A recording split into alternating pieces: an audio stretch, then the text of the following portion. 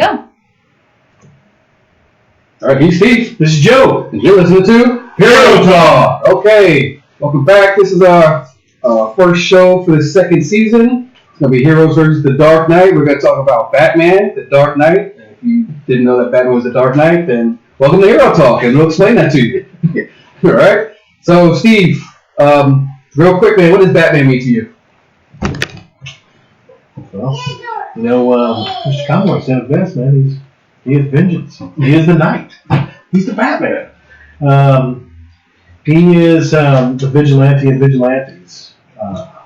He's dark, and even in the early days of comics, when most DC stuff was in the light, so to speak, Batman was in the shadows, and so he's always been that deep-rooted dark character that we all really strive to really want to read about.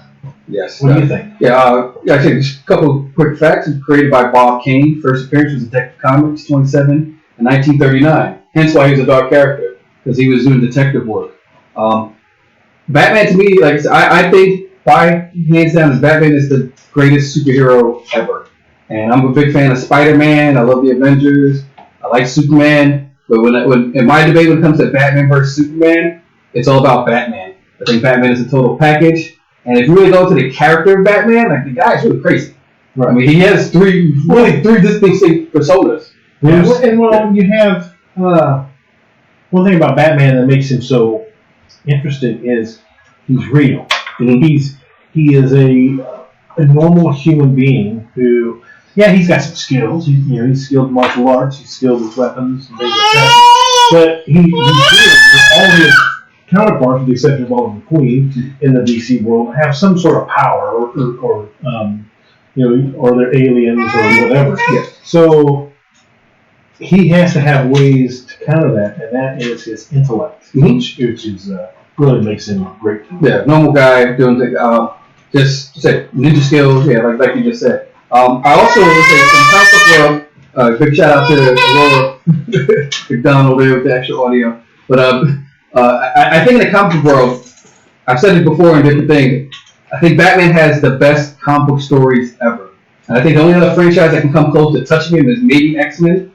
But I mean, look at like Dark Knight Returns. I think is the best story ever, and it's referenced in so many TV movie renditions of Batman.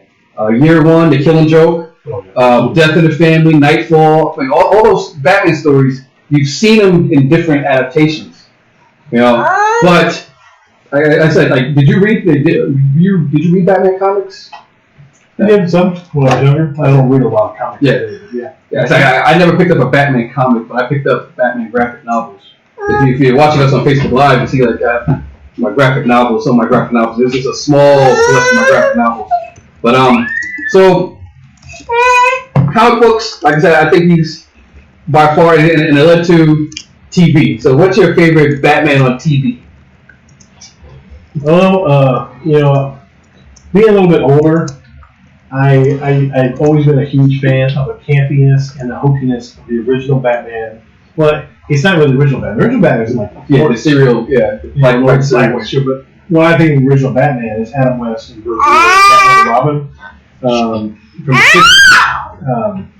I thought that was a quintessential comic book show. I mean, they literally took it from print to the screen, all the way down to the pals and bangs, and all that, and the villains are the villains that we've come to know, and that's what they look like in our minds. When you think of the Joker, you think of what Caesar Romero looked like. When you think of the Penguin, you think of what Burgess Meredith looked like. Although we've had other characters play them, or other actors play them over the years, and some of them quite well. That's just what comes to mind for me, But as far as my favorite Batman TV show ever, it has to be the Batman animated series with Kevin Conroy. Yeah, totally agree. Like I said, an Adam West show, like I said, from 1966 to 1968, 120 episodes. And they actually did a film. Yes. Which I have on there. Film. I am totally hands down with the animated series voiced by the great Kevin Conroy, Mark Hamill, John Glover. We met John Glover at GalaxyCon. And that spawned, I think, the third best Batman movie ever released in theater, which is Master of Phantasm, my favorite. That Batman animated series is part of the Timverse, started in 1992. I think that was the cartoon that actually I think changed the way cartoons were dealt. I mean, before we had like Super Friends, which was still in the campy comic book mode, and that Batman animated series made it was serious. Yeah. The theme was serious, the intro was serious, and the episode was serious. Yeah, it was like watching a live action show, but it was Cartoon, yeah. Kevin Conroy was the first Batman actor, if you want to call it, that actually did the two voices of Bruce Wayne and Batman, which Christian Bale tried to mimic that people make fun of, and then Ben Affleck used the actual sound box. Right. But it was Kevin Conroy that distinguished the two. Like I said before, like what I like about Batman is that if you really think about it, Batman is three people. He's Batman, Bruce Wayne, the persona, and then the guy in the middle that thinks he's Batman, that plays the line between the two. Right. Yeah. So they had different types of cartoons. Batman beat the Brave and the Bold and stuff like that. But I think, and I know I just said that the Batman animated was the best, but Batman Beyond I thought was like maybe a superior sequel. Better stories. I agree. I really like Batman Beyond. I like the mature Batman trying to nurture his replacement, basically. And it made for some really good stories. Because it's funny because you got the young Batman going out and doing things, and Bruce Wayne behind the scenes, and getting mad when he doesn't do the he thinks the way he should do it, or it's just a good story. Yeah. I love Batman Beyond. Some of the best episodes. I like they brought back Mr. Freeze when Terry McGinnis had to fight Superman because Superman was possessed by Starro, and Batman goes in his one of his back cave with like kryptonite. Those animated shows, I think hands down brought Batman to the level that he is right now. And again, they say to reference Dark Knight Returns. That premise is what the Batman Beyond show was made upon. So there is a Batman show that just finished that I think you didn't watch either. Gotham. I actually watched the first season, and actually the first season and a half of Gotham. When the show initially started, I like the premise.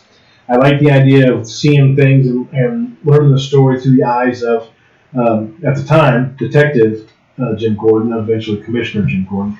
But the show at some point decided to shift away, and you started to become more about Batman than it was about Jim Gordon, and it just didn't feel right. The only part about the Batman part that I liked was Alfred. You got a little bit of insight into where Alfred got his background. Because if you think about it, you watch all these different Batman shows. Whenever Batman needs somebody to do something, it's Alfred behind the wheel. It's Alfred flying a plane. It's Alfred in the helicopters. Alfred does all these. He patches them up. He's got medical skills, right? He's got all these skills, and he's like. But so you actually learn that he was like British SAS and he was Special Forces, which is kind of cool. I kind of like the guy that played it. It was pretty good, but otherwise, the age disparity between the villains and Batman just didn't make sense. I totally wasn't feeling Gotham. And actually, I'm going to shout out our buddy Meyer from back in the day, Johnny Hesh. When we watched Smallville, I know you guys heard it, we love Smallville. Johnny Hesh, like at season 4, said they need to do a spin-off show about a young Bruce Wayne called Gotham. Johnny Hesh called this in like 2005. So Gotham, like I said, I thought it would be like Smallville, but then I found out like it was supposed to be about Jim Gordon fighting crime in Gotham, which I thought would have been a really good premise. Yeah, absolutely. If it would have been about Jim Gordon. Then they went to all these supervillains. And I got a big pet peeve about a world of villains without heroes. Okay? The comic book balance, you need heroes and villains. They work hand in hand. It's the balance of the universe in the comic book world. You can't have heroes without villains. You can't have villains without heroes. And that's what I thought that Gotham show led into, to try to feed you and like, okay, like me, because we have all these Batman villains, and yeah, we know Batman is a 14-year-old kid, so I end up getting in the suit. Like, at the end of the series, he's Batman. And we know that's all. That's just not the way it went. Every other rendition of Batman, when you're talking about the comics, he actually disappears for a while. He goes off. and he learns all this skills. He learns the martial arts, And I think a really good version of that is Batman Begins. Yes, which shows you his training. Yes. Yeah. So yeah, I actually am sure we agree that Gotham wasn't our Batman. It actually went 100 episodes for 5 seasons. So there is actually a new TV Batman, Ian Glenn from Game of Thrones. Yes. He's going to be the Batman in the DC universe. If that streaming is still going to be around. So let's see how long that lasts.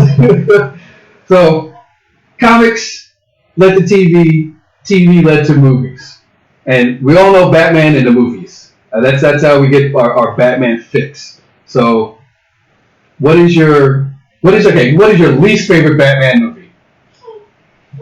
I got a list of 10. Well, my least favorite, it's got to be Batman and Robin. Kaylee, what's your least favorite Batman movie? It would have to be the Batman versus Superman. Ooh. Brandon, what's your least favorite? I have to agree. Batman versus Superman. So we're tied because it's Batman Robin versus Batman versus Superman.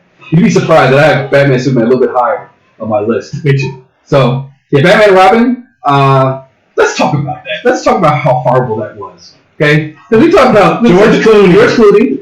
Looked like George Clooney in a Batman suit. Arnold Schwarzenegger was not the right guy for Mr. Freeze. No. He should have been Bane. Yeah. Yeah.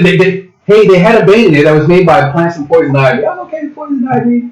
But Batman had his credit card. He referenced like Superman works alone. He had nipples on his suit. He had Batgirl. Robin Chris O'Donnell is not that bad as a Robin. But other than the campy Joel Schumacher horrific mess that it was, I put Batman and Robin as the worst. Me too. So Me too. Because I'm going to worry. So going up my list. All right, so Steve's going to be mad because I put the Batman 66 at number 9. Then I have Batman Forever because I don't like that movie either. And then I have Batman Superman at number 7. So I agree with those. I actually probably put Batman 66 above Batman Forever. Batman Forever. It's kind of a tie-up to this garbage. Batman 66, all I remember is Adam West running around with a bomb for like 10 minutes. No, my favorite scene when he's hanging from the helicopter on the ladder, and he's got the shark hanging from his leg, and he asks Robin for the shark repellent. Bat shark repellent, yes. That's what it is. Yeah. Val Kilmer, now, Adam West is by far a better Batman than Val Kilmer, but Val Kilmer looked good in the suit. He was a horrific Bruce Wayne. Yeah. And then I had Jim Carrey and Tommy Lee Jones as Harvey Two-Face, which was the worst. I didn't feel Jim Carrey as a Wizard. No, he was horrible. It was Jim Carrey. It was horrible. All right, so Batman Superman. I'll tell you what I think about Batman Superman. I disagree with the age disparity between Clark and Bruce. They should have been both a little younger. The fight was a little over the top, but I will tell you this though about the fight. Some of the stuff in there was actually pretty good. The only thing I didn't like about Batman in that movie was the Gatling gun on the Batmobile, and the fact he was using live ammunition versus, if they would have said they were like rubber bullets or something like that, I would have blocked it. But Batman doesn't kill people.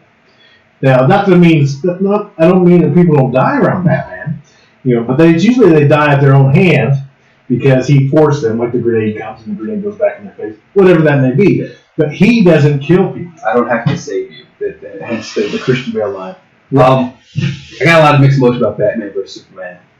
So, I actually got into fights with people about Batman's use of guns. Lethal force. Yeah, because, back in the 40s and 50s he did. Yes. Yeah, okay, sure. He did. But the recon version of Batman that we know from the 80s on, Batman doesn't use the gun. Batman Begins. Even probably from the 60s. Yeah. So Batman used that gun in Batman Beyond. That's when he quit being Batman. So him using lethal force was atrocious. I'm gonna reference Dark Knight all the time, man. So when he had his bat tank in The Dark Knight Returns, he even says he uses rubber bullets because it's non-lethal force. Everybody hates Affleck's Batman. I don't. You hate Kaylee, right? I think he's a good Bruce Wayne, but as a Batman, not so much. Actually, I think he's actually good as Batman. See, which is funny because I thought he was a good Batman out of good Bruce Wayne. Because I just see Ben Affleck. Like I'm waiting for like Right. Jay and Silent Bob to take him. But I will tell you, I will tell you, some of his mannerisms, the things he does as Batman, are actually spot on. And in fact, for all the downfall of that movie, one of the best Batman fight scenes ever put on film, I think, is in that movie. I totally agree, and that's when I know that I was going to hate the movie for life, because the fight scene when he goes to save Martha after we find out that him and Clark had the same name. And yes, after 40 years of reading Batman, I was like, oh my god, Clark and Bruce's mom has the same name, and that's how they become friends. Wow, why didn't I see that? I feel like an idiot. I'm looking at the camera like, I feel like an idiot. But that scene, that was like the best. That was the quintessential Batman fight scene, and then they feed you garbage with all the other stuff in it. So I don't think Affleck was a bad Batman because, again, I'm going to reference this the whole episode, man. He was the Batman from The Dark Knight Returns. I think so. I agree. The Dark Knight Returns Batman fighting a brand new Superman doesn't work. The fact that they used the fight from Dark Knight Returns in that movie shows you how influential The Dark Knight Returns is. So thank you, Frank Miller. But yes, and it's sad, and I will admit this: for everything that's wrong with Batman and Superman, I've watched it 100 times every time it comes on TV. I can't stop watching it. I do too. When it's on, if I flip the channel, I go watch it. But I love that scene where he goes after Clark's mom. Yeah. It's that is the quintessential Batman. He doesn't, even though he's getting stabbed and injured himself, he doesn't actually kill anybody. No, yeah. Now people died probably, but they died at their own hand. Again, what's their fault is their fault, not so. But he didn't actually kill anybody, and I thought that was really well done. All right, I agree. So the next 6 on my list are all debatable because I think they're all good movies. It's the Christopher Nolan trilogy. It's the Tim Burton Batman and Batman Returns, and then, like I said, my trick was the Mask of Phantasm, the animated movie. So let's talk about the Tim Burton movies, Batman in '89 and Batman Returns. Were you overwhelmed with the hype when Batman came out in '89? You know what? I was toward the end of my high school days in '89, and I don't know if I really paid so much attention to the hype so much, so it didn't really overwhelm me, I guess. I was, just like most people, as a comic fan, as a kid back in those days, I was a little bit worried about the guy who I just watched on the screen as Beetlejuice. Which is so funny. But your youngsters out there, I was in middle school, and when I found out that Michael Keaton was going to be Batman, I was appalled. Now we didn't write petitions back in those days. We just yelled and screamed and pumped our fists. Yes. And we saw the movie anyway, and it was great. And it's so funny that 30 years later, we want Michael Keaton to come back when he went through the same stuff this new guy is going through. Wait for the movie. I will talk about that movie last because there's so much about that. But I can tell you, like when I went to see Batman, my mom made me go get I'm going to put my mom on shout out because she made me go get the popcorn. And I missed like the greatest scene ever when he tells you like Batman. It's like you didn't miss nothing. Like I missed like the whole premise of the movie. I love that Batman. I love Jack Nicholson as the Joker. Yes. I like Michael Keaton as Batman. I like everything about that movie. Billy D. Williams as Harvey Dent. Tim Burton, he had the feel of Gotham City. And so when I went to see Batman Returns, I was all ready for the hype, and then I was disappointed in Batman Returns. That was the first movie that I was disappointed. I love it to this day because it's worst Batman movies. But I was disappointed with Batman Returns because it started the premise of too many villains in one movie. You had one that was, you had the Penguin, who actually I thought Danny DeVito did a pretty good job. He wasn't what I pictured in my mind as quintessential Penguin. That's always going to be Burgess Meredith, but I thought he played the role really well. I thought Danny DeVito was spot on as a Penguin. And I actually liked Catwoman. I did not. I'm not saying I didn't like her outfit. I just didn't like her character. Because every boy loved the outfit. Come on. Yeah. Okay, I'll give you that. We all love Michelle Pfeiffer. Yeah. Totally Montana's girl. But I mean, even her wasn't so bad. I think the superfluous villain came in with what's his name? Christopher Walken. Thank you. Max Shrimp. And we didn't need that. Yeah, that was he got just the window. added fluff that really wasn't. Yeah, it was too much. necessarily the story. I'll tell you, my beef with the Catwoman was just the story. Because again, watching, knowing Batman comics, watching Batman anime, Selena Kyle was a cat burglar. She's on the same level as like Ninja Skills as Batman. Right. And she was a sophisticated. She lived the sophisticated lifestyle in her regular persona, Selena Kyle, and stole at night, and that's where her and Batman conflicted. The Selena Kyle in the Batman Returns being a secretary that gets thrown out the window, lands hits her head, and gets sexual revolution and puts on a black suit and plays with cats and stuff. Like I wasn't really feeling the origin story. It really, really, really, really hurt. Well, yeah, that could have been better. But that was probably more, a combination of Tim Burton. Yeah, it's it. Yeah, it's it. It's always the director putting their original feel on it. But what I did feel was this. I think my favorite scene of the two Batman movies is when Batman and Selena realize their identities when they're doing like the dance and the mistletoe. If you eat it, it's for But that scene is like my favorite scene of the two. But it's today. I love Batman Returns. When I watched it in the summertime and it was a Christmas movie, I did. All right. So, but the debate between us Batman fans is Tim Burton's Batman versus Christopher Nolan's Batman. Yeah. Well, for me, honestly, I looked at them as two separate entities because I love them both. I will, just because I guess I was at the peak of my comic book existence, probably when I was in high school when Batman comes out. Is it okay to like both? I know we live in a world of absolutes and sets where you have to like it or dislike it. I know, right? If you dislike the wrong one, well, you're ostracized. But no, I liked them both. I love Michael Keaton's Batman. And, for years, that was the quintessential Batman. And then we get Christopher Nolan, we get Christian Bale as Batman, and in Batman Begins. And I know you like The Dark Knight a little bit better. Oh, yeah. But I really liked Batman Begins. I liked that origin story. And in fact, as far as I'm concerned, going forward, if I was the producers and directors at DC, I would never do another origin story for Batman again. I would just refer back to that origin story. Take a note from Marvel. When we saw Spider-Man Homecoming, we don't need to know Spider-Man's origin. We've seen it. We know it. Right. It's iconic. So we know Batman, his parents were killed. When I saw Batman Begins, you have to remember that was a movie right after Batman and Robin, which I thought was the worst Batman movie ever. So I was very, very skeptical. And then it was a new thing called a reboot.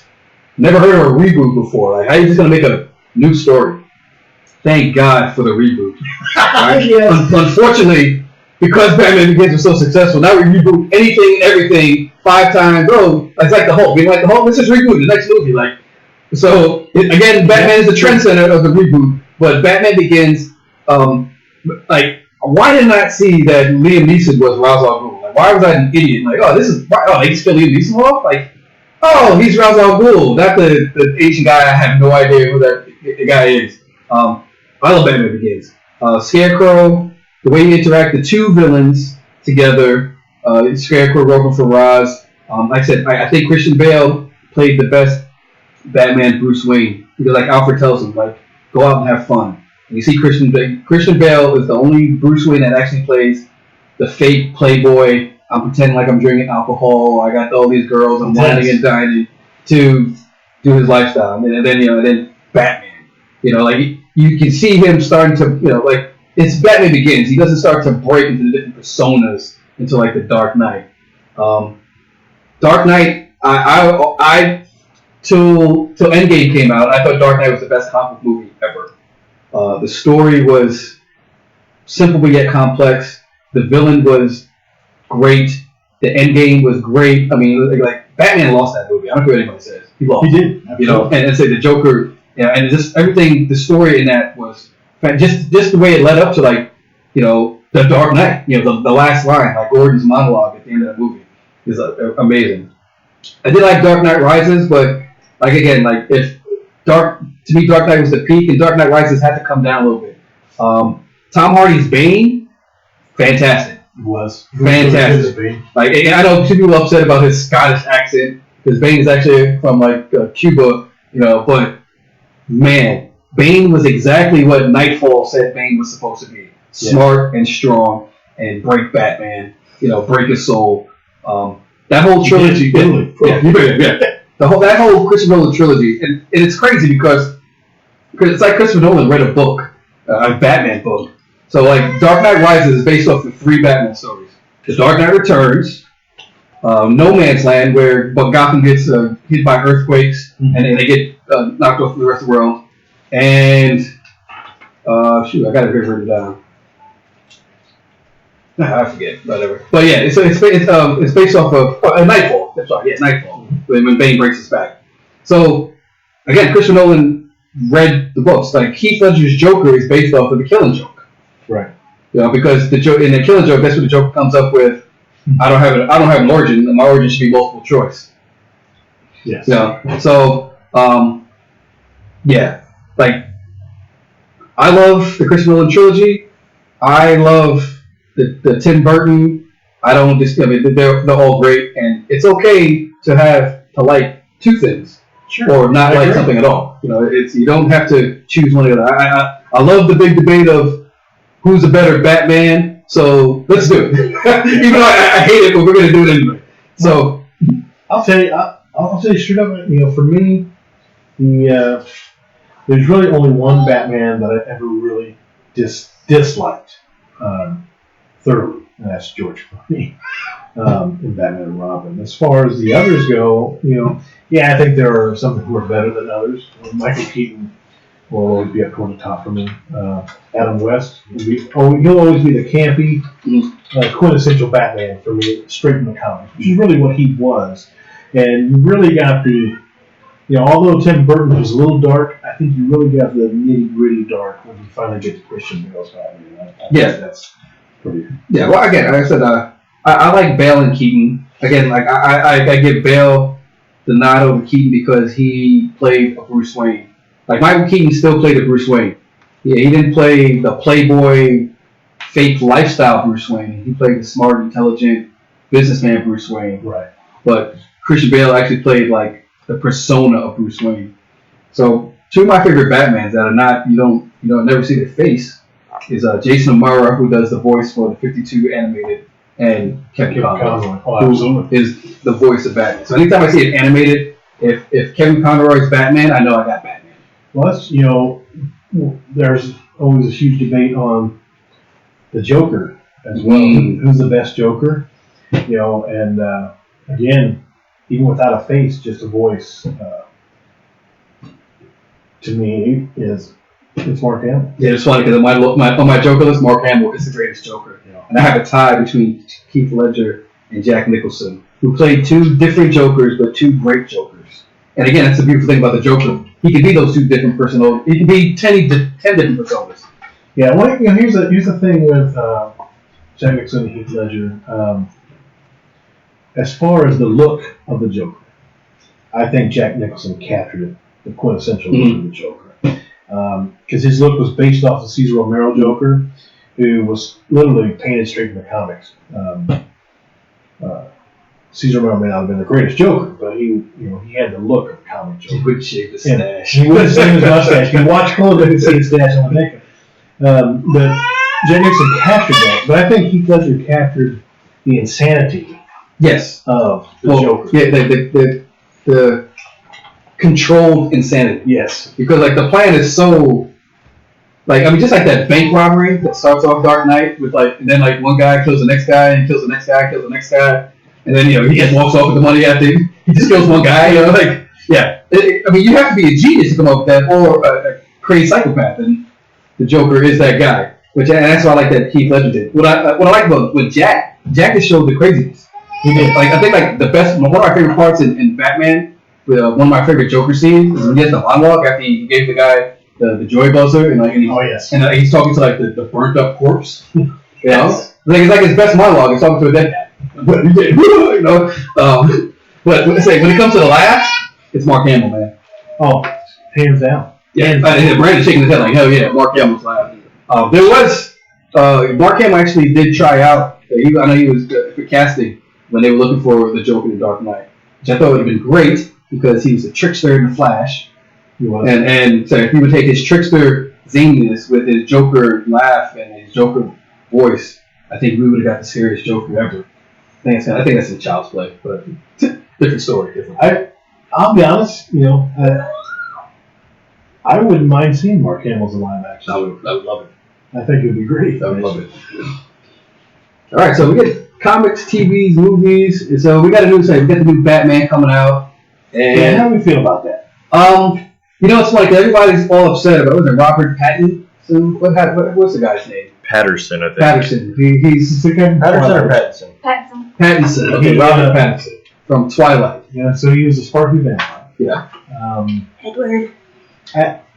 In case you couldn't tell, I'm not a huge Twilight fan. I never watched Twilight. I didn't watch Twilight. But it was a girly. That was a girly. But I do know him as Cedric Diggory, and we're all Potterheads here. And I used to joke with my kids to say that when Cedric Diggory died and his father started crying, it's because his son just turned into a sparky vampire.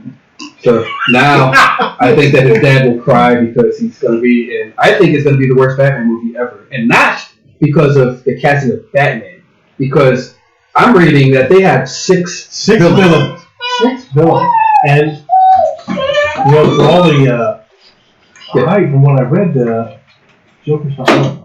Well, there's a talk that they might get Macaulay Culkin, Kevin, and the Joker. Yes, that will be something special. That I will not pay to see. Oh, poor Aurora. See, Aurora's upset that Kevin Macaulay Culkin's going to be the Joker. They a baby cry. Our co-producer's child doesn't like this. All upset about this. Scared of kid. That's horrible. So you got the Joker. Then there's a Joker movie with Joaquin Phoenix, which I think Joaquin Phoenix is going to be a great Joker. I think he could be too. I just don't think the movie's going to be good. But how can you have? I get Batman without a Joker. The story of the Joker without Batman. I don't know. It's like Batman without the Joker. So spoilers, reading, again, you can't trust comic book news. You can't trust the internet. But what they're blasting on the internet is that he's Thomas Wayne's illegitimate son, so therefore he's Batman's half brother. Yeah, I'm not really down with that origin. Yeah, but I think my favorite origin is probably the Red Hood origin. Yeah, but he gets thrown in bad chemicals because that's what happened. That's why they have that relationship, because Batman created the Joker. Yes, and that's that's the only thing. I mean, that's their relationship. That's Batman's mistake. He messed up. I don't, because of the success of Venom, now we're going to do villain movies. The company's going to bleed the heck out of us. I actually did, I got them on my box. Well, I think this is what, we've reached a point in time where the box office, the production companies, whether it's Paramount, whether it's Warner Brothers, doesn't matter, Disney, they're looking for huge profits. They're seeing some of these superhero movies, especially in the MCU. They're churning out $1 billion a movie. In the case of Endgame, $2 billion, right? So 2.7. So they're wanting results. So they don't. All they want to see is dollar signs. So because these heroes are so iconic, these villains are so iconic, what has happened is now we've come, especially Warner Brothers, I think, is the biggest culprit. But they've come to this conclusion that, hey, we can churn out a mediocre product, and we're still going to make $500 million, and we don't have to pay for all the, the good actors like they got in the MCU. So we'll just put out like twice as many bad movies, and we'll still make our money. Yeah, and that's exactly what they're doing, and it's really disappointing. They have had some gems recently. Shazam, Aquaman was actually pretty good. Shazam was awesome, and Aquaman, I am a big fan of Aquaman. I really liked it. I was a skeptic going into Aquaman. Jason Momoa, I just think of him as Khal Drogo. The James films. And but surprisingly, it was a good movie. I really, really enjoyed it. So I'm never going to say I'm not going to hold out hope for this new Batman movie. I just don't have a lot of faith. All I gotta say is this: Too many villains in Batman Returns. Too many villains in Spider-Man 3. Too many villains doesn't work. That's all I gotta say. I wasn't disappointed in Ben Affleck's Batman. I was disappointed in how he was used as Batman. So Robert Pattinson, I mean, I'll give him a chance. But like I said, I grew up in Michael Keaton's Batman, and I thought that was a joke. Like Beetlejuice is Batman, and to this day we want Beetlejuice as Batman. I want him back as Batman. Man. If you're gonna have an old Batman like you portrayed Ben Affleck as, do Michael Keaton, man. I want the old guy. No, and here's another thing too. Why are we doing Batman? There's so many other renditions of Batman out there. Like let's do Batman Beyond. Let's do a Batman Beyond movie. In my mind, my perfect new Batman would be Batman Beyond. We pick this. We use this new guy, the new Batman as Batman Beyond, and give him Michael Keaton as the mentor. I'm cool with that. I'm totally cool with that. I'll tell you, I really, coming into the Batman Superman thing, and I really wasn't afraid of Ben Affleck being Batman, and my assumption was not wrong. I thought he did okay as Batman. Just because the story of the movie sucked, it didn't mean his role sucked, and I thought he played it well. But everybody's like, well, look what he did to Daredevil. Well, he didn't do that to Daredevil. He was a great Daredevil. The producers and writers did that to Daredevil. They give you the most horrible Kingpin. That's so that wasn't Ben Affleck's fault. Ben Affleck played his part really well, I thought. I'm not anti-Ben Affleck either. So I could even take him as old Batman in the Batman. That's funny. I could do that too. I will. Yeah, I'll wait and see. So, is there anything else we need to talk about with Batman? We hit the three core comics, TV, movies. Yeah, I think that pretty much covers how we feel about Batman. He is one of our favorites. So that's one of the things that kills me about the DC universe at the moment is at their core they have the greatest superheroes of all time. You got Batman, you got Superman, you got Wonder Woman, and you can't give me a good one. No, all right, we got a good Wonder Woman movie. I won't say that. Patty Jenkins. Wonder Woman was good.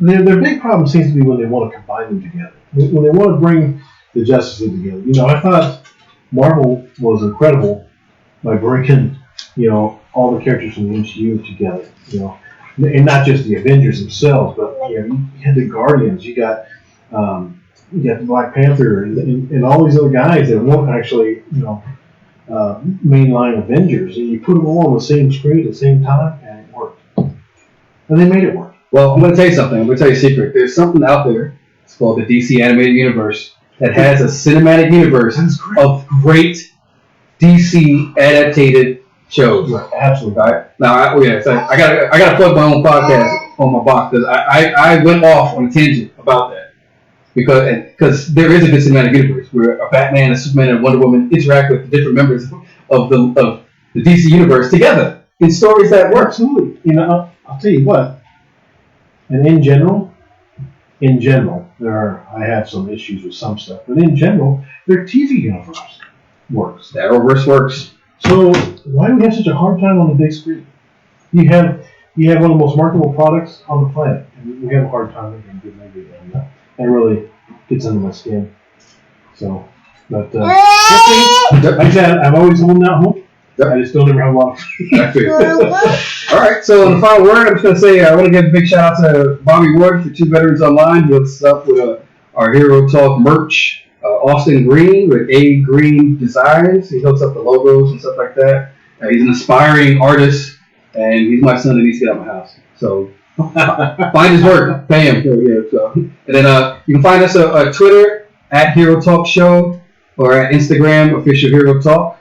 So final Batman, Superman. Who's your guy? I'm going to say overall, Superman. All right, so I will disagree, and I'll say Batman, and that's our show. You just listen to Hero Talk.